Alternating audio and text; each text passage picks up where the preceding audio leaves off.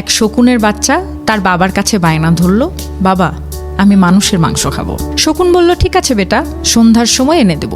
শকুন উড়ে গেল আর আসার সময় মুখে এক টুকরো শূকরের মাংস নিয়ে এসে বাসায় রাখলো। বাচ্চা বলল, বাবা এটা তো শূকরের মাংস, আমি তো মানুষের মাংস খেতে চাই। বাবা বলল, অপেক্ষা করো বাবা। শকুনটা আবার উড়ে গেল আর আসার সময় এক মরা গরুর মাংস নিয়ে এলো।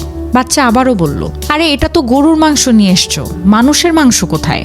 এবার শকুনটা দুটুকরো মাংস একসাথে মুখে নিয়ে উড়াল দিল, আর শূকরের মাংসটি একটি মসজিদের পাশে আর গরুর মাংস একটা মন্দিরের পাশে ফেলে দিয়ে চলে এলো।